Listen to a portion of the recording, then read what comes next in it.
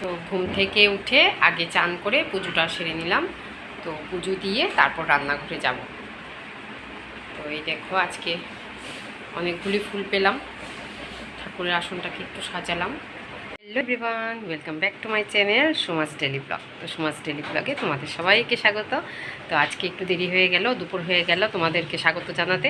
সকালবেলা ভীষণ বিজি ছিলাম।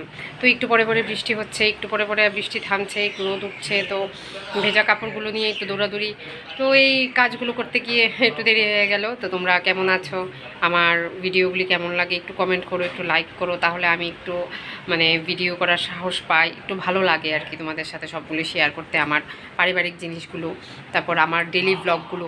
আর তোমাদেরকে সবাইকে একটু দেখাচ্ছি। এই হচ্ছে আমার শাশুড়ি মা, এই দেখো, এই হচ্ছে আমার শাশুড়ি মা।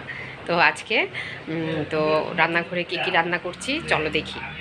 আজকে অনেকটা দেরি হয়ে গেল, রান্নাঘরে অনেক কাজ। তো রান্নাঘরে কি কি কাজ করছি, আর আজকে রবিবার, একটু ভালো রান্না টান্না হবে।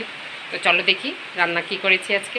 এই দেখো কি রান্না করছি, বলো তো এটা কি? এটা চাল কুমড়ো।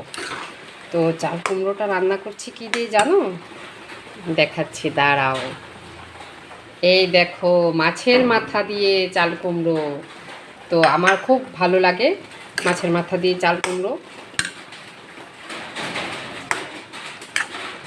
তোমাদের কেমন লাগে আমাকে একটু জানাবে।